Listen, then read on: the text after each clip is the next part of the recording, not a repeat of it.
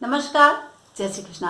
आज हम आपको बताने जा रहे हैं कि यदि आपका मेष लग्न है तो मई का महीना आपके लिए कैसा गुजरने वाला है। बहुत सारे लोगों ने मुझसे पूछा है कि मैम लग्न के विषय में बताइए कि ग्रह का ट्रांजिट, ग्रह का संचरण जब लग्न के अनुसार होगा तो वह किस तरह का फल हमें प्रदान करेगा। तो बहुत दिनों से मैं सोच रही थी कि आपकी जो डिमांड है लग्न के हिसाब से मैं आपको गोचर समझाऊं, आज पूरी हो गई है। ठीक है, तो फटाफट आप देख लें कि यदि आपका मेष लगन है तो ये वीडियो आपके लिए मैं लेकर आई हूं। ठीक है, सबसे पहले आप ये जान लें कि मेष लग्न वाले लोग कैसे होते हैं। मेष लगन वाले लोग के अंदर बहुत ही कठोरता भरी होती है। ठीक है, जिसको हम उग्रता कहते हैं। क्यों?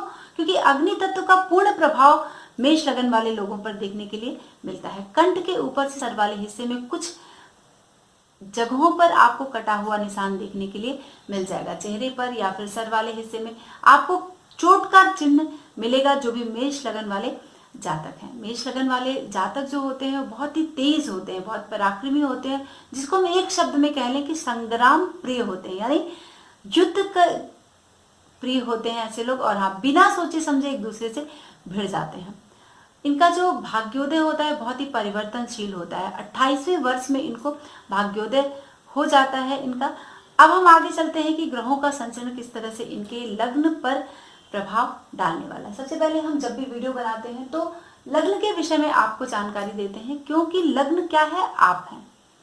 तो आप इस महीने में किस तरह से फील करेंगे किसी भी ग्रह के संचरण को, तो ये सबसे ज्यादा इंपॉर्टेंट बात है। तो इस बात का आप ध्यान रख लें और सबसे पहले जान लें कि इस लग्न के लिए कौन कौन सा ग्रह शुभ है और कौन कौन सा अशुभ है, तब आप आगे के प्रेडिक्शन को पूर्ण रूप से समझ पाएंगे। मित्रों, जिसका भी मेष लगन है उसके लिए सूर्य पंचम भाव का स्वामी और बृहस्पति इनके नवम भाव का स्वामी है। तो ये दो ग्रह सूर्य और बृहस्पति बहुत ही शुभ होते हैं। शुक्र, बुध और शनि, ये तीन ग्रह इस लग्न वाले लोगों के लिए अशुभ स्थिति में होते हैं। शनि की स्थिति एकादश भाव दशम भाव का स्वामी है शनि। बुध तृतीय और छठे भाव का स्वामी है। शुक्र इनके द्वितीय और सप्तमेश है। तो ये तीन ग्रह शुभ नहीं होते हैं। अब हम चलते हैं कि लग्नेश मंगल कहां पर ट्रांजिट करेगा इस महीने में। लग्नेश यानी लग्न का जो स्वामी और अष्टम भाव का जो स्वामी मंगल है वह इस महीने में एकादश भाव में संचरण करेगा। जब मंगल एकादश भाव में संचरण करता है तो कोई विशेष फलदायी नहीं होता है। एकादश भाव लाभ का भाव है, लेकिन बृहस्पति और शनि के अलावा एकादश भाव में संचरण का फल बहुत ज्यादा नहीं मिलता है। आप इस बात को समझ लें, लेकिन एक बात का ध्यान रखें कि यदि आपके जन्म पत्री में मंगल उसी भाव में है और मंगल की दशा चल रही है तो आपको इस मंगल के संचरण में राजकीय लाभ मिल जाएगा। यदि आप मेष लगन के जातक हैं, एकादश भाव में मंगल है और मंगल का संचरण हो रहा है एकादश भाव में, तो आपको राजकीय सम्मान मिलेगा, धन का लाभ मिल सकता है, बहुत सारे सुख मिल सकते हैं। ठीक है, लेकिन अगर आप किसी से लड़ाई करते हैं तो उसमें भी आपको जीत मिल जाएगी। और बहुत सारा परोपकार का कार्य आप इस महीने मई के महीने में करने वाले हैं मंगल को लेकर। अब हम चलते हैं कि मंगल की स्थिति आपके एकादश भाव में है तो द्वितीय भाव का जो स्वामी है शुक्र वह कहां पर संचरण करेगा इस महीने। द्वितीय भाव यानी आपके कुटुंब का भाव, परिवार का भाव, धन का भाव, ठीक है, वाणी का भाव, इन सब का जो स्वामी है वह 1 अगस्त तक द्वितीय भाव में संचरण करेगा सूर्य और बुध के साथ। आपके सप्तम भाव का स्वामी और आपके द्वितीय भाव का स्वामी द्वितीय ही भाव में सूर्य और बुध के साथ संचरण करेगा। सूर्य आपके पंचम भाव का स्वामी है। विद्या, बुद्धि, ज्ञान, रोमांस, इन सब का स्वामी होकर आपके द्वितीय भाव में संचरण करेगा। क्योंकि आप देखिए कि सूर्य की स्थिति 14 मई तक मेष राशि में रहेगी और 14 मई के बाद से वह वृष राशि में संचरण करेगा। लेकिन शुक्र क्या है, द्वितीय भाव में बैठकर, क्योंकि शुक्र जो है वह 13 मई को वक्री हो जाएगा 12:15 पर, और 13 मई के पहले जब वह द्वितीय भाव के प्रभाव को देगा शुक्र, तो यहाँ पर आपको, क्योंकि वह उसी का द्वितीय भाव का ही स्वामी है, तो एक मजबूत स्थिति यहाँ पर बनाकर बैठा है, जिसमें आपको ध्यान क्या रखने की जरूरत है, आपको सट्टे, लॉटरी, इन सब चीजों में पैसा नहीं लगाना है। क्यों? क्योंकि आपको नुकसान हो सकता है। कर्ज की पूर्ण संभावना 14 तारीख तक बन सकती है। 13 मई तक तो शुक्र यहीं पर रहेगा, और लेकिन वक्री अवस्था में नहीं रहेगा। 13 मई से वह वक्री हो जाएगा। तो जब वक्री हो जाएगा और वह आपके लग्न के प्रभाव को देगा, और यहाँ पर आप देख लें कि ये ग्रह आपके लिए शुभ नहीं है, क्योंकि सप्तमेश है और द्वितीय, सप्तम भाव पत्नी का भाव है, स्त्री का भाव है। तो जब लग्न में शुक्र का संचरण होगा और शुक्र आपके लिए जन्म पत्री के लिए यानी लग्न के लिए शुभ नहीं है, तो आपको स्त्रियों से सावधान रहना होगा। आपका जो एक अट्रैक्शन है स्त्रियों के प्रति हो सकता है, क्योंकि यहाँ पर लग्न में ही सूर्य का संचरण रहेगा, लेकिन 14 तारीख को सूर्य भी आगे बढ़ जाएगा, यानी वह द्वितीय भाव में चला जाएगा 14 मई को। तो आपको स्त्रियों से सावधान रहना है, क्योंकि मंगल की राशि में शुक्र आ जाएगा और वह सप्तम भाव का स्वामी आपके लग्न में चला जाएगा। तो स्त्रियों से विशेष सावधानी रखें। और हाँ, अगर आपका विवाहेतर संबंध है, किसी ऐसी स्त्री से आपका संबंध है, तो वहां पर आपको विशेष सावधानी रखें, नुकसान हो सकता है। अब हम चलते हैं कि बुध की स्थिति क्या है। बुध आपके तृतीय भाव का स्वामी आपके लग्न के अनुसार और आपके छठे भाव का स्वामी होकर बुध आएगा यहाँ पर।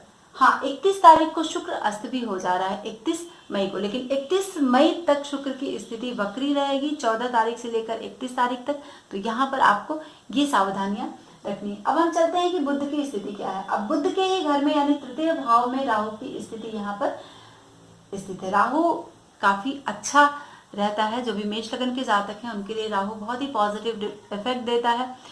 राहु की स्थिति बहुत धनदायक और सुखदायक होती है। लेकिन बुध की स्थिति क्या है? बुध आपके वृष राशि में संचरण करेगा।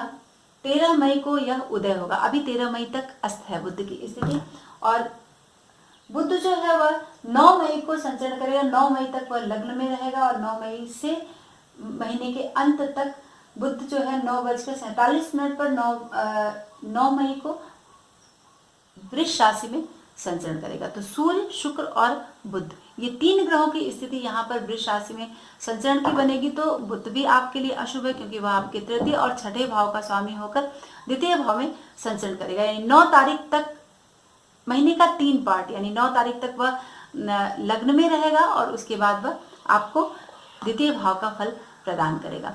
तो जब भी छठे का स्वामी, तृतीय का स्वामी द्वितीय में जब आता है, तो बहुत सारी उलझन आपको बढ़ती है। ठीक है, तो अगर आपको कोई अदालती काम आपके जीवन में चल रहा है, कोई लीगल मैटर अगर कोई आपके जीवन में है, तो आपको बहुत सोच समझकर किसी भी डॉक्यूमेंट्स पर साइन करना है। क्यों? क्योंकि बुध की स्थिति वृष राशि में है, और वृष, शुक्र और सूर्य एक साथ यहाँ पर विद्यमान है। बहुत सोच समझकर करना है, नहीं तो नई उलझन में आप फंस जाएंगे, जिसको हम फौजदारी कहते हैं। उन सब लड़ाई झगड़े, इन सब चीजों में मैटर आपका आगे बढ़ सकता है। तो एकदम से किसी भी डॉक्यूमेंट पर साइन ना करें, बहुत सोच समझकर चलें। ये हुई बुध की स्थिति। अब हम चलते हैं कि पंचम भाव, चंद्रमा को लास्ट में हम बताएंगे। पंचम भाव में सूर्य की स्थिति है, और सूर्य इस लग्न और इस राशि के लिए शुभ होता है। ठीक है, तो यदि आपका मेष लगन है, तो सूर्य आपके लिए बहुत, सूर्य आपके प्रथम भाव और द्वितीय भाव में संचरण करेगा। जब भी सूर्य प्रथम भाव में, यानी 14 मई से वह वृष राशि में चला जाएगा, 14 मई तक वह आपके मेष राशि में है। तो सूर्य की स्थिति आपको ये पूरा महीना जो है वह अच्छा गुजरेगा, चाहे पैसे के अकॉर्डिंग कह लें या फिर अच्छे काम आप कर सकते हैं। लेकिन जब वह द्वितीय भाव में आएगा 14 मई से, तो अचानक से कोई काम आपका पूरा हो जाएगा। ठीक है, अचानक से ये स्थिति आपकी बन सकती है, और अचानक से पैसे में भी कुछ थोड़ी सी कमी आ सकती है। ठीक है, जिसको हम कहते हैं कि क्राइसिस वाली स्थिति बन जाए, क्योंकि वह आपके धन भाव पे संचरण करेगा शुक्र और बुध के साथ। अच्छे लोगों से आपका एक प्रभाव बन सकता है, उसको लेकर आपका मन जो है वह प्रसन्न दिखेगा। लेकिन बहुत सोच समझ कर रहें, और कुछ अड़चने आपके घर बैठे काम में आ सकती हैं। कोई काम ऐसा होगा जिसमें अचानक से कुछ अड़चन बन सकती है। सूर्य के ट्रांजिट से जब वह 14 मई से लेकर आपके द्वितीय भाव में यहाँ पर ट्रांजिट करेगा शुक्र और बुध के साथ। अब बृहस्पति के विषय में मैं आपको बताऊंगी कि बृहस्पति आपके नवम भाव का स्वामी होकर और आपके द्वादश भाव का स्वामी होकर किस तरह का फल प्रदान करेगा। अभी बृहस्पति मकर राशि में है, और बृहस्पति की जो स्थिति है वह 14 मई को वक्री हो जाएगा। ठीक है, 14 मई से बृहस्पति वक्री होकर दोनों घर के प्रभाव को प्रदान करेगा, यानी वह नवम भाव के प्रभाव को भी प्रदान करेगा और आपके दशम भाव में विद्यमान है शनि के साथ।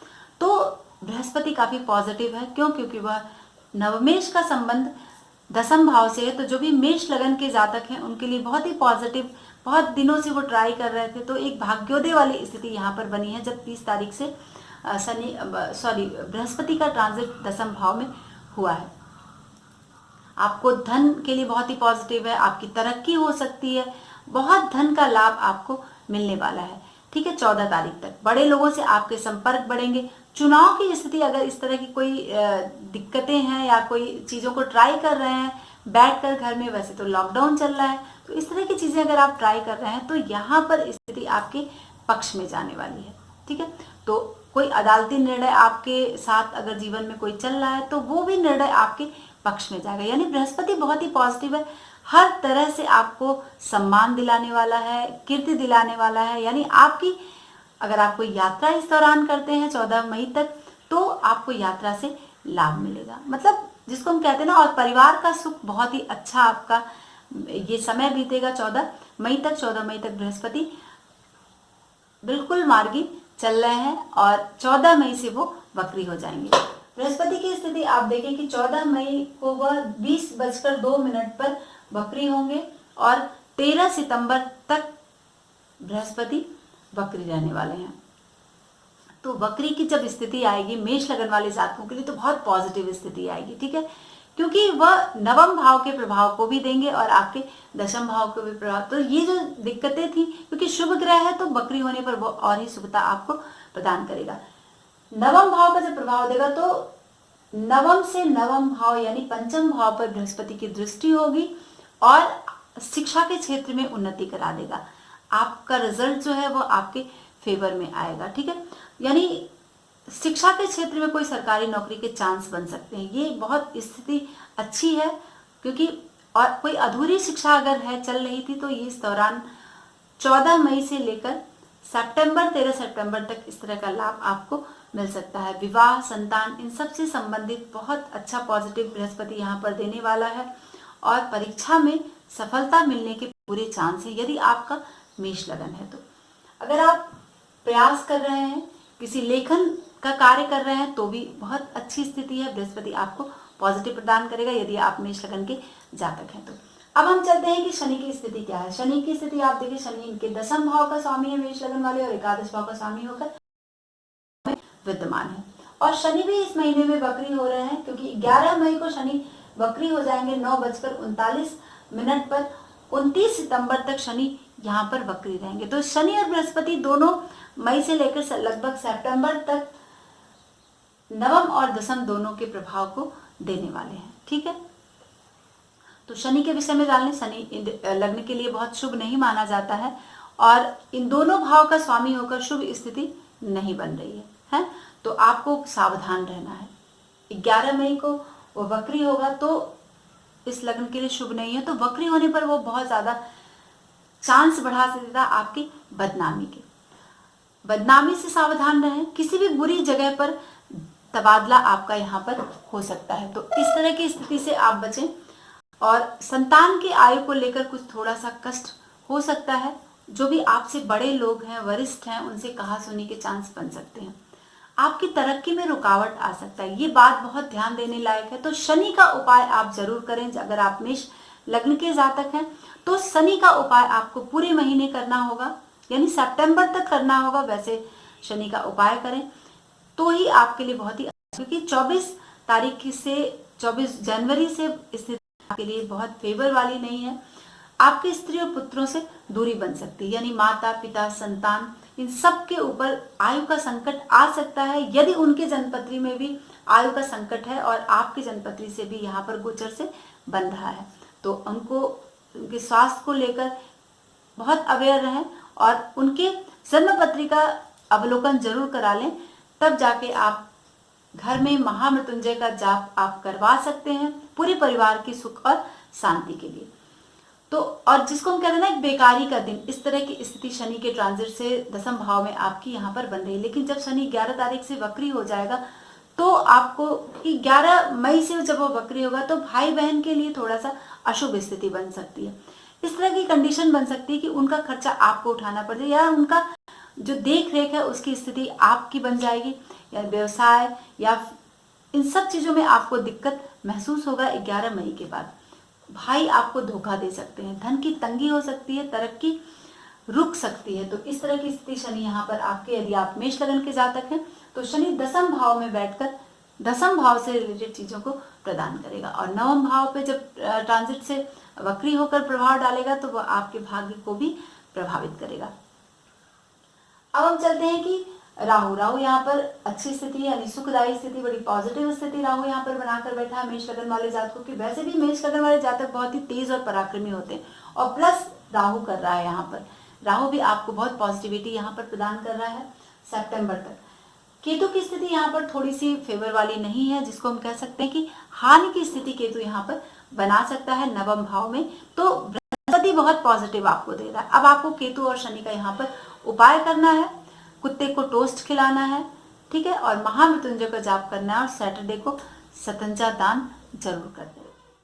अब हम आपको चंद्रमा के विषय की जानकारी देने जा रहे हैं कि चंद्रमा किस तरह से आपको जन्म पत्री में प्रभाव देगा, क्योंकि चंद्रमा 2.25 दिन एक राशि में रहता है और 2.25 दिन बाद वह अपनी राशि बदलने लगता है। तो क्या प्रभाव आपको देने वाला है? सबसे पहले आप महीने की आपकी शुरुआत होगी, यानी 1 तारीख को चंद्रमा कर्क राशि में रहने वाला है, और आपके लग्न से कर्क राशि जो है चतुर्थ भाव में आती है। माँ का भाव है चतुर्थ भाव, चंद्रमा वहां का कारक ग्रह है, तो माँ का आपको पूर्ण सुख और लाभ मिलेगा। तो ये 2 दिन आप मान के चलें, अप्रैल का पिछला अंतिम दिन और 1 तारीख काफी सुखपूर्ण स्थिति आपकी है। और उसके बाद चंद्रमा मूव करेगा पंचम भाव में, यानी चंद्रमा सूर्य का भी मित्र है, तो पंचम भाव में चंद्रमा बैठकर यानी केंद्र और त्रिकोण का संबंध बनाएगा, धन से संबंधित लाभ का सूर्य चला जाएगा। तो लग्न में बैठकर मंगल आपको, चंद्रमा आपको क्या प्रदान करेगा? अब चंद्रमा आपको तो अच्छे विचार आपको यहाँ पर लग्न में आकर, काफी चतुर्थेश का लग्न में आना, ये बहुत ही अच्छी स्थिति बनी है। अगर आप बहुत दिनों से ट्राई कर रहे हैं तो किसी की मदद करने के लिए, तो आप तुरंत इस समय आप किसी की मदद कर सकते हैं, ठीक है, उसका रिस्पांस आपको बहुत जल्दी मिलेगा। आपके ये 2 दिन बहुत ही अच्छी तरह से बीतने वाले हैं जब चंद्रमा का संचरण होगा। अब फिर द्वितीय भाव में जब चंद्रमा का संचरण होगा, यहाँ पर शुक्र, सूर्य और बुध रहेगा, और चंद्रमा की भी स्थिति यहाँ पर रहेगी वृष राशि में, तो 22, 23 और 24 तारीख को, ठीक है। ये शुक्र सूर्य के साथ जब संचरण करेगा द्वितीय भाव में, तो आप समझ सकते हैं कि चंद्रमा की स्थिति यानी चतुर्थ भाव का स्वामी द्वितीय भाव में जब जाएगा तो आपको धन दिलाएगा। जो समाधान के विषय में आप सोच रहे थे, किसी भी आपको समाधान नहीं मिल रहा था, वो सोचा हुआ काम आपका यहाँ पर चंद्रमा पूरा करवा देगा। फिर जब मिथुन राशि में संचरण करेगा, यानी मिथुन राशि में चंद्रमा 24 से लेकर 26, 24, 25, 26 तारीख को मिथुन राशि में राहु के साथ संचरण करेगा। तो जब तृतीय भाव में राहु के साथ चंद्रमा होगा, तो यह समय आपके लिए एक साधारण सा हम कह सकते हैं, ठीक है।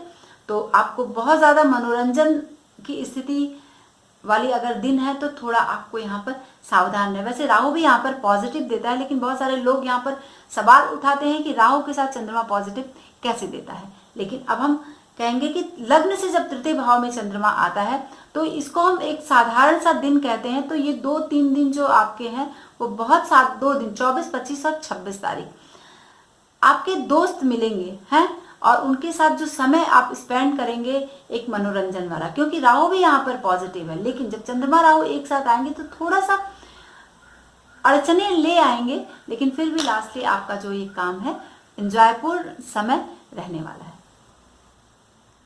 मित्रों, अगर आपको ये मेरा लग्न वाला वीडियो पसंद आया है तो प्लीज कमेंट में मुझे बताएं, और हाँ, नीचे सब्सक्राइब का बटन है, सब्सक्राइब जरूर कर लें। मिलते हैं नेक्स्ट वीडियो में नए विषय के साथ। आज के लिए बस इतना ही।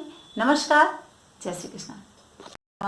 और हाँ, शनि का उपाय आपको जरूर करना है। केतु और शनि, ये 2 उपाय आपको इस महीने में करना है। बाकी ये जो विद्यार्थियों के लिए बहुत अच्छा समय है, मई का महीना पूरा बहुत ही पॉजिटिव आपको देने वाला है, क्योंकि बृहस्पति का जो वक्री होगा, ट्रांजिट भी बहुत शुभ है और वक्री होना भी बहुत ही शुभ है सितंबर तक।